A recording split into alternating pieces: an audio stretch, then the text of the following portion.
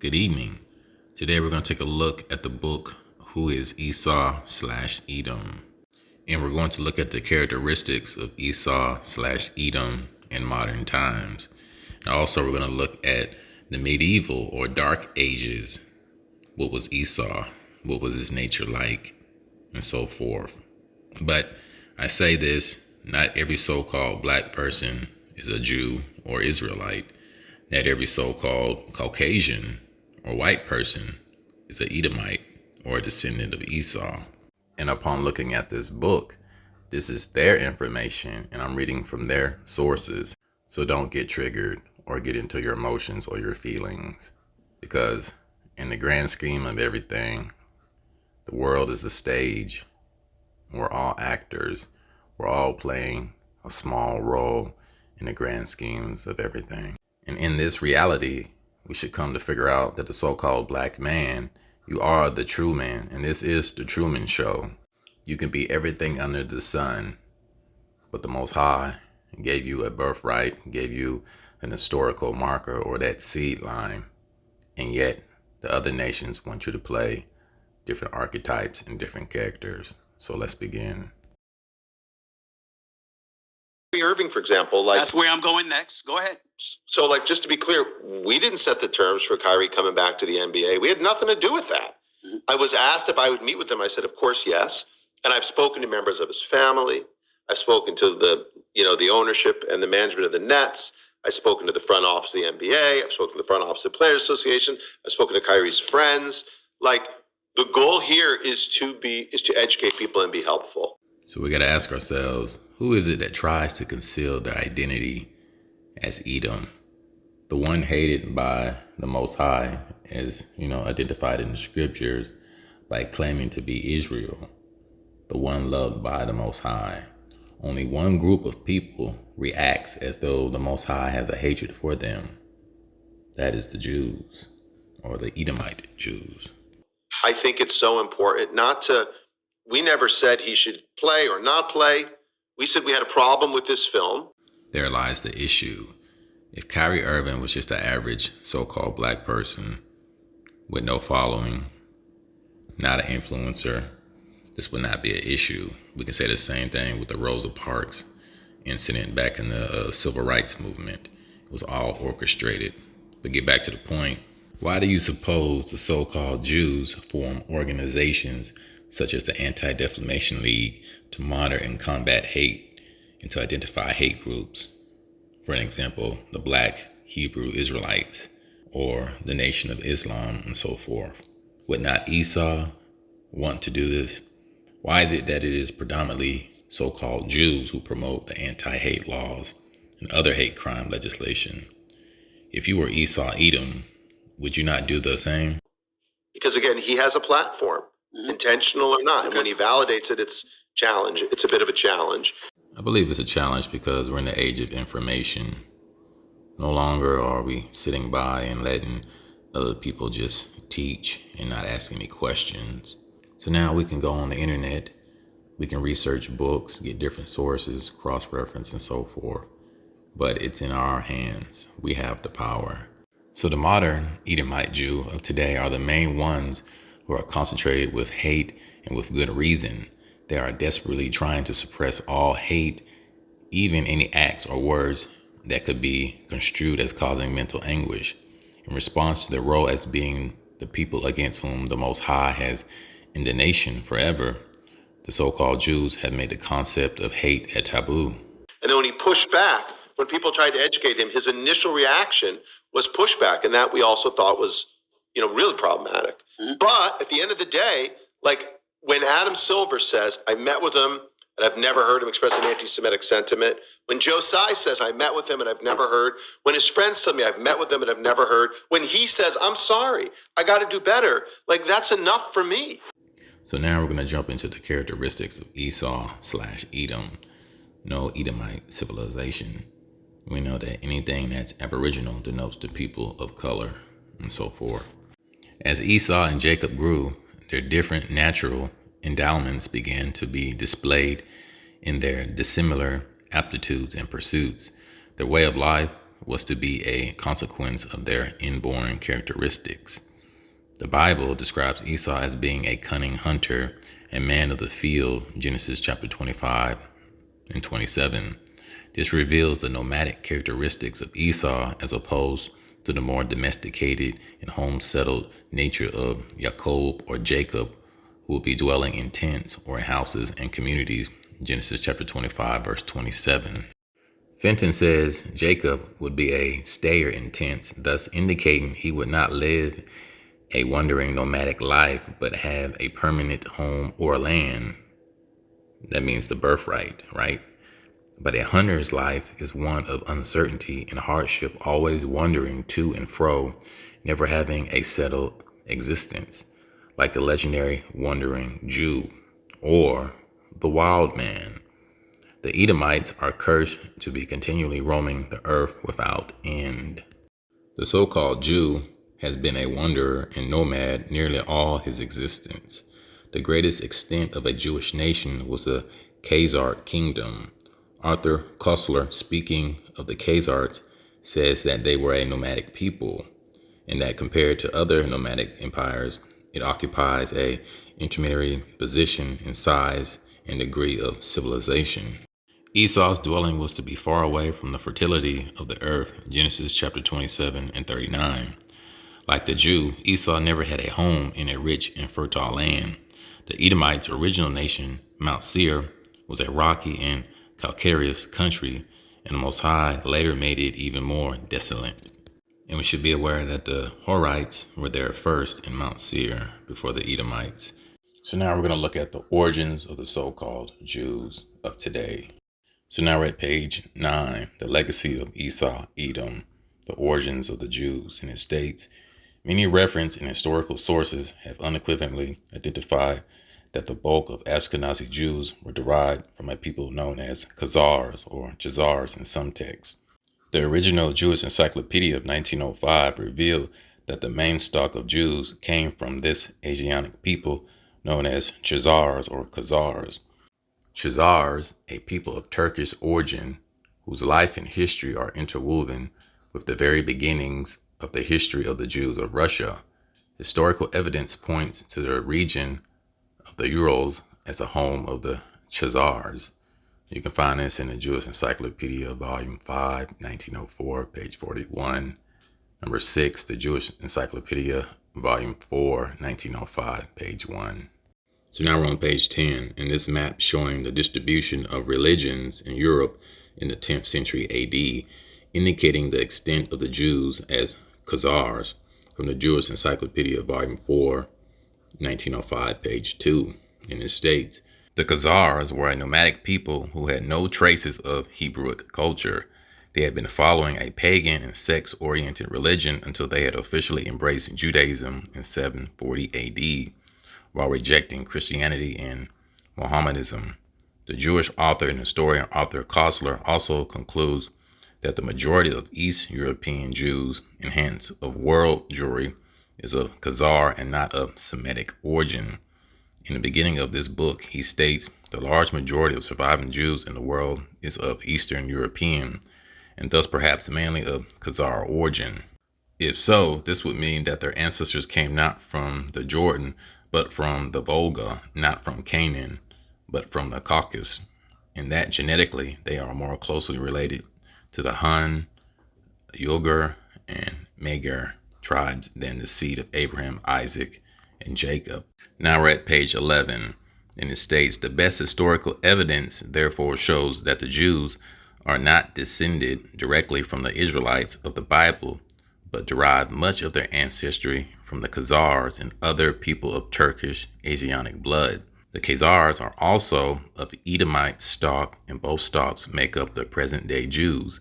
As this historian H.G. Wells states, the Idumeans or Edomites were made Jews, and a Turkish people, Khazars, were mainly Jews in South Russia. The main part of Jewry never was in Judea and had never come out of Judea.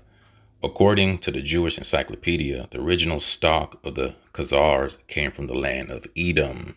So right here we have an illustration of the ancient Hittite, the so-called modern Jew, and the Canaanite head. The so-called Jews bear the features of the races Esau intermixed with. Although they are called Jews, a term which is derived from the word Judah, these people are not true Judites, but become a mixed or hybridized people consisting of Edomites, Hittites, Canaanites, Judites, Babylonian, Ishmaelites, Huns, and Khazars, etc. When they migrated to other lands throughout the centuries, they retained their Jew or Judite identity, but brought it with them, the religion of Babylon. Because of the Jews' mixed ancestry, history is sketchy as to their origins from Japheth and Esau or other people in the Bible. And we know that the upper elites or the Caucasian Jews know that they come from the Edomite stock. So we have to remember, just like in Hollywood, they have movies that cast people in dispersions and stereotypes. The same thing goes on in the main script in this reality or realm. So they do a good job of hiding who they are. However, identification of these persons or tribes can also be ascertained by the characteristics and prophecies, etc., revealed about them in the Bible. Since Esau-Edom is one of the more predominant figures in the Bible, we will endeavor to ascertain his identification and place in historical and current events by these means. So right here we have the book, The Nazis, World War II by Robert Herstein. And as you can see the illustration, it shows that the genetics of heritage of the so-called Jew is purportedly traced to the Oriental Negro, Near Asian, and Hamitic peoples. So therefore you see in the illustration by the book, but the upper elites, they know they come from the Edomite stock. If the Khazars did originally dwell near the Seir Mountains, which they did, then the Khazars and thus world Jewry are racially of Edomite stock. But how and when did the Edomites get to Khazaria? There is evidence that in the 6th century BC, I've heard 9th or 10th, maybe 11th, some of the Edomites fled their homeland of Seir and migrated north. So they migrated northward to Asia Minor and around the Black Sea regions. Also the central caves of Asia or the Russian steppe. So they came from Mount Seir, so-called Middle East. So a lot of people get hung up on the fact that in modern times, a lot of people associate Europe with just Caucasian or European history. But we have to remember that the original people of Europe were not Caucasian. You had the original black civilization of Italy, which were the Etruscans. You also had the Minoans and the Mycenaeans, which were all people of color, indigenous tribes or dark tribes. And we have to realize that the so-called white man or Caucasian is not indigenous to any land on this earth. Even their own scholars attest to this. So when we think of ancient or we think of indigenous or aboriginal people, it always denotes the people of color. The Bible gives us biblical terms and seedlines. The Caucasian's history has given us regions and so forth. Majority of the Caucasian's history is predicated on people's regions, not the bloodlines or biblical seedlines. And today, most of our people and Caucasians, we all identify with just the regions that we're in or the lands that we're in today. We use Africans, we use Americans, we use Europe to identify or generalize all people that come from those lands. The scriptures gives us the biblical or the bloodline or the seed line, which comes from father to son, the Y chromosome. And through indoctrination of the miseducation public school system, a lot of our people only associate with Africa. They do not realize that we ruled in Europe and we have a vast history in those British Isles and so forth. When you look at the Welsh, when you look at all the different names that we have, so you cannot put color into a box. What the Caucasian man has done is put, you're black, you're from Africa, you're white, you're from Europe. They like to segregate or they like to dissect history in their own terms. So right here we have the movie The Black Klansman. And a lot of times the Caucasian elites or Jews, they like to put their esoteric symbols in movies. We know that the main symbol for Esau or Edom is the goat, which represents sin. We know on the right-hand side, Jacob represents the law, and Esau-Edom represents sin, the color red. is that Jewish necklace around your neck? Jimmy, it's not a Jewish necklace, it's a Star of David. Okay. Philip, you're Jewish? I don't know, am I? So now we're on page 19, the characteristics of Esau-Edom. As with any script, the Bible reveals certain traits, attributes, and characteristics of the various actors or characters it talks about. We can thus find in the Bible some attributes and characteristics of Esau-Edom, which will help identify who this actor was in history and perhaps in the world today. There is much evidence showing that the seed of Esau safely be identified with modern jewelry. Edom, symbolic name. The first revealing attribute associated with Esau-Edom in scripture is that of a color association with his name. Esau-Edom is symbolically associated with the color red.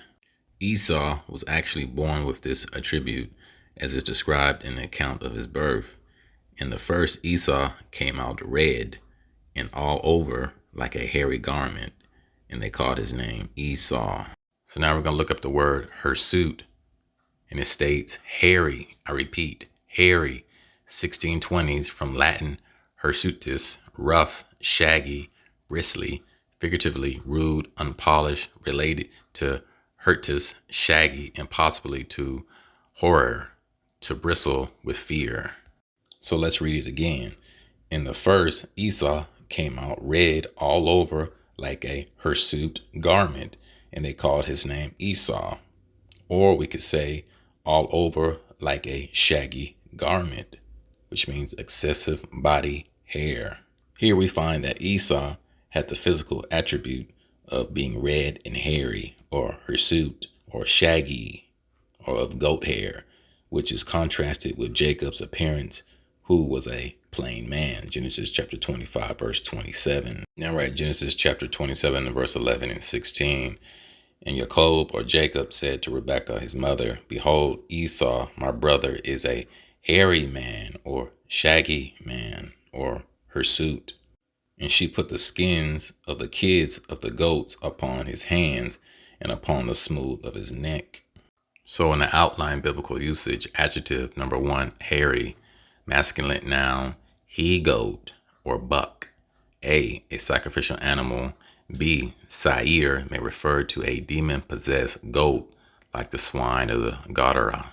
In Strong's definition, it states H8175, shaggy as noun, a he-goat by analogy, devil, goat, hairy, kid, etc. So you get the point. And right here we have the outline of biblical usage. Number 1, seer equals hairy or shaggy. So right here we have the movie Star Wars. And as we can see, Han Solo and Chewbacca is described as hairy or shaggy, hirsutism, excessive bodily hair. Right here we have the movie Teen Wolf with Michael J. Fox. Now we notice the color red, which is a identification of Edom, but also check out the hairy hands. So in Genesis chapter 27, verse 22 to 23, and it states, "And Jacob, or Jacob, went near unto Isaac his father, and he felt him, and said, The voice is Jacob's voice, but the hands are the hands of Esau. And he discerned him not, because his hands were hairy, or hirsute, or shaggy, as his brother Esau's hands, so he blessed him." So now we're going to look up the word wolf. Noun, Old English wolf, wolf, wolfish person, devil, I repeat, devil, from Proto-Dramatic. So they're letting you know who they are in history. But let's go back to the Strong's Concordance in the Blue Letter Bible and see what devil represents. And it states, Strong's number H7700, devil, H8163, kid, goat, devil, Sair, hairy, or rough. Now let's look at the Strong's Concordance. HG1139, possessed with devils, possessed with the devil of the devil, vexed with a devil, possessed with a devil, have a devil. Devil, God, devilish, devil, false accuser, slander. He's got hair on his chest. At last, he's become... So right here, they're showing the audience that The so-called white man or Caucasian is likened to a dog, that being hairy or shaggy. As it pertains to the so-called origins of the so-called white man or Caucasian, or even during the Dark Ages, which is a double connotation, meaning black people were in rulership and that the Caucasian was in servitude. Scott? Scott Howard? This is your father speaking. Now open this door right this minute. A wolf, a wolf, a wolf. An explanation is probably long overdue. The explanation of their origins or where they come from is definitely of Edomite stock. But also we have to remember when we look into the Dark Ages or Middle Ages, which so-called black people were in rulership, that they were called the wildmans. And we find this in the tapestry in the 14th century, 13th century, and so forth. But this is their real history. And they've gone to great lengths to cover it up. And you hear all these other so-called pro-black Israelites want to say the Arab man is Esau. But when you look up the etymology of that word, in a sense, it means mingled or mixed. And some will say, well, Esau mixed his seed. Yes, he did indeed. But when we look at it from a spiritual point of view, and we look at it from history, they know who they are. We also have to remember that the Ottoman Turks mixed with the original Arab, which were so-called black people. They had the same phenotype as us, but they mixed with the Ottoman Turks in the 14th century. They killed the man, they took the woman, and that's why, you get the curly black hair and the hook nose. They mixed with the Caucasians, so they raped the woman and they killed the man. And like I said earlier, the original Arabs were similar to so-called black men. So the elites or Caucasian Jews who run the society, they know who their lineage runs through, which is of Esau/Edom. And that means it contains the lineage. Yeah, an explanation. Look at me. Look at you. And people have to also take in consideration all the admixture. You see all this quote unquote jungle fever, right? This is nothing new. Our people been intermixing with the so-called Caucasians or Edomites. And through a lot of the admixture, they lost a lot of their bodily hair. That's why we have dominant genes and they have recessive genes. And over centuries, the admixture caused them to lose their bodily hair. But the Black Plague or the bubonic plague was caused by body lice. BBC done an article on this, so they know. So right here we have the so-called white man or a Caucasian in the Dark or Middle Ages known as the wild man and the wild woman. Now notice the crest. We see a gold lion, which represents Perez, which represents Judah, the royal line, and the gold lion represents the house of David. So right here we have a depiction of the wild folks, wild man and wild woman working the lands. And this was reality during the Dark and Middle Ages. You had the Caucasian peasants, some that were wild men and wild women. When they were captured, they were taken in by the black nobility. They were shaved down and they put them in the field to work. The truth, it doesn't bring comfort to a lot of people. To some people, may be like, well, man, what the hell is this nigga talking about? He's an Afrocentric. Oh, he's racist. And so forth. At this point, I really don't give a damn. And it's meant for the people who are meant to get it. Anything else, it's just a waste of time arguing with people, debating, and so forth. In these last days, you're going to have to learn to keep the information in your heart and in your soul. Because the so-called black man, our reality, the American dream, they've sold everyone in every nation or seedline that there's something that they're not. Your favorite actor or your favorite entertainer, they're nothing but minstrels in this society. And when I mean minstrels, I mean entertainers or influencers. They're there to throw you off. A lot of our people get caught up into the idolatry, into worshiping these false people and so forth. So to get back on point, right here we have a so-called white woman or Caucasian. Now look at her leg. It's very hairy, or her suit. As we can see on the illustration on the bottom, She's covered in hair. She's very hairy, or hirsute.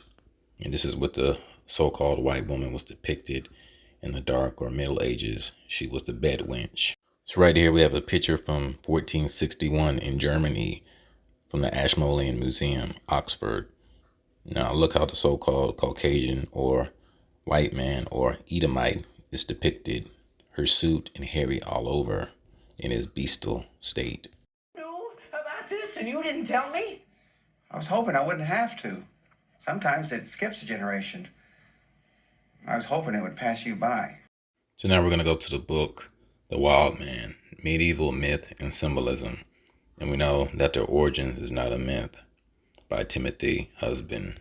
So now we're going to go to page 3, and it states, but every account of the wild man's behavior matched his primitive surroundings, strong enough to uproot trees, but it was violent and aggressive, not only against wild animals, but also against his own kind.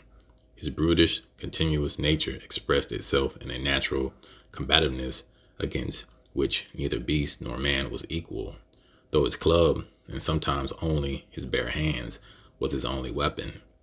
With his instinctive knowledge of the ways of the wild beast, the wild man was a skilled hunter. I repeat, the wild man was a skilled hunter, but in spite of his physical supremacy, shrank from contact with humans and frequently even with his own kind. Indeed, his innate social abilities apparently limited him to only that cooperative union required for procreation. Lacking agriculture, he was forced to eke out a substance from hunting and gathering. Though to crawl around on all fours, I repeat, though to crawl around on all fours, he scratched tubers and roots from the ground, picked berries, and gnawed on verdure. When he killed game, he ate it completely raw. Must be the missing link between man and ape. There is no missing link.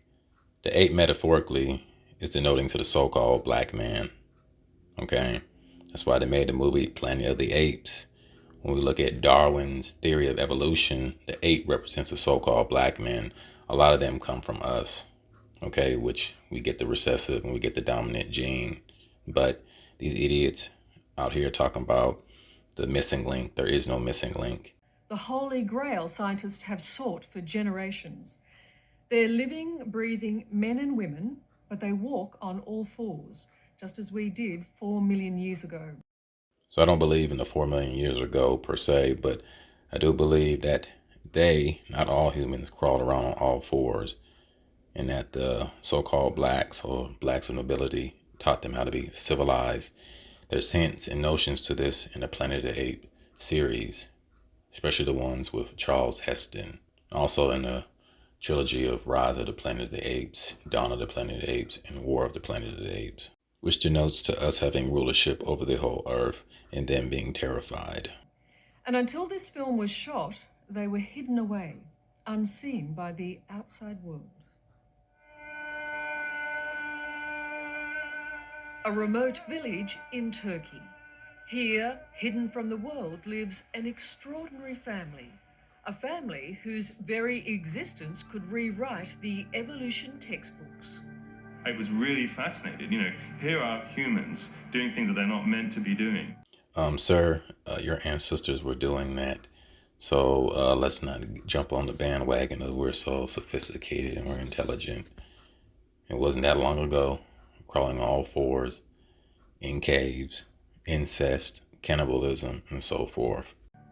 For the past year, their existence has been known to just a handful of experts who have been sworn to secrecy.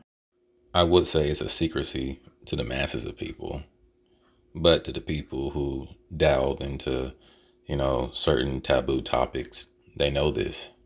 Meaning when you read the scriptures, it validates it, but we have to find it through films and esoteric and symbolisms in the movies. But it's no secret. They know it. They just, don't want to put that out there like that.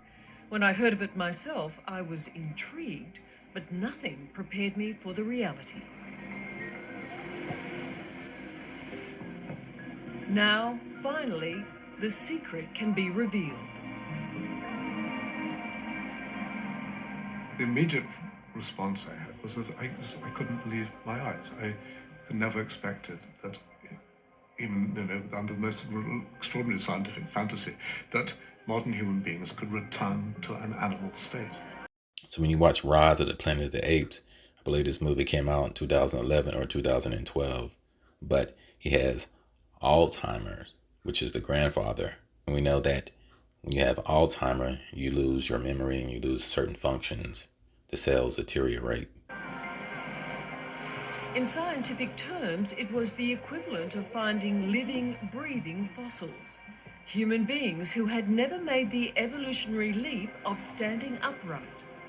The quest to find out why took a team of scientists on an amazing journey and raised profound questions about what it is to be human. By many accounts, the wildman also indulged in cannibalism. By the 16th century, this habit brought him into association with werewolves and other flesh eaters. The wild men were commonly thought to abduct children, but often only to fulfill parental instincts. Instances of wild folks substituting changelings for human children are also recorded. Although he was a hunter, the wild man was frequently hunted. Illustrations of the 14th century depict the wild man on all fours at bay, pursued by hounds and hunters on horseback. Incapable of speech, the wild man muttered only unintelligible sounds or none at all. And make an incredible discovery of their own. Are you Alan Parrish? Yeah. Oh my gosh. Everyone thought you were dead. No. Never shaved before. So now we're back at the book, The Wild Man, page 4. The wild man was innately irrational, a condition that was compounded by his limited powers to reason and articulate.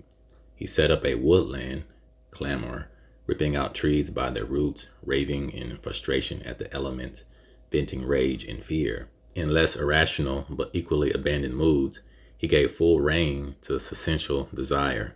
Although the wild man could hardly be suspected of overweening faith, medieval authors stress not that the wild man was without belief in God, but that he was utterly without knowledge of him.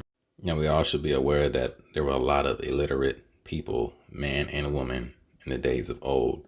A lot of people could not read or write. But in the book, The Negro Rulers of Scotland and the British Isles, it denotes the black rulership or black superiors. Around BC 1500, Europe had gradually changed from an all-black populous inhabitant to a multiracial continent. Every European nation prior to the presence of the whites was ruled by the indigenous Africans, who were called the Moors, meaning black or Negro. During their dominance of Europe, the powerless so-called whites gradually increased their population to become Europe's majority, and that was because of the black bubonic plague caused by the so-called white man or the wild man. So it says, but lacked the social structure to find equality among their black superiors. The black Moorish monarchs of Europe brutally inflicted a cruel slave apartheid upon the disadvantaged and innocent whites. Their genocidal, inhumane autocracies were severely imposed without a measure of mercy and can only be compared with a reverse apartheid placed upon the Africans many centuries later. Retribution for the inhumane treatment placed upon Europe when Africa was its master. Had today's Negroes avoided the process of being brainwashed concerning his own history, he would have understood that over 3 millenniums ago, the so-called white man was under the black man's supremacy and addressed the black man as master, my lord, sir, and imperial his majesty. The Bible phrases which indicates that slaves should obey their masters were first deceivingly applied to the peasant whites by their black masters, along with other scriptures. Thou shalt not kill, thou shalt not steal or lie, nor bear arms for self-defense. These same misrepresented tactics were deceptively practiced among the Negro prior and after the African slave trade, a process used to perpetuate apartheid, which was invented by the black masters of Europe. So we must remember that the oracles of the word was only shown to Jacob, not the descendants of Esau or Edom. And so it says, they are shaped like humans, declares Heinrich von Hustler in his Apocalypse, but are so crude and wild that they have never heard the Most High's word. See, the elites, they know what the Bible says. That's why they put it in the movies and art form and so forth. We know that Esau would rule by the sword. I think that's in Genesis chapter 27. So Jacob will be in rulership over him. And that came during the darker Middle Ages and so forth. How Esau took over happened through the Holy Roman Empire, which started up under Constantine the Great, which was a so-called black man. So during the 15th to 16th century, the so-called white man threw off the chains or the yokes, and it began to rise in power. When it comes to that blacks were enslaved in America for 400 years, I don't believe it. You know, there's many authors and scholars out there that know the truth about the history or the beginning of the 13 colonies in America and so forth. I believe it was Anthony Johnson, who was a farmer, was known for being one of the wealthiest of the early 17th century colony of Virginia. He was one of the first, quote unquote, African Americans whose right to own a slave for life was recognized by the Virginia courts. Born in the 1600s, died in 1670. So this notion that all blacks are from Africa is a misnomer or false assertion. So upon closing, I'd like to say that, you know, the so-called white Caucasian Jew or liberal, they like to predicate or play off the fact that a lot of so-called blacks do not know their history. They use the victimization through communists, through Marxism. I mean, a lot of your civil rights leaders, Martin Luther King, Rosa Parks, they were all communists or had associations to the Communist Party. They were heavy Marxists. And it was not for the betterment of so-called black people. But we have to realize that black is not a people. It does not denote to any history or any historical context. So when you think about reparations, you have to go or trace your tribal or seed line, bloodline. But peace and shalom.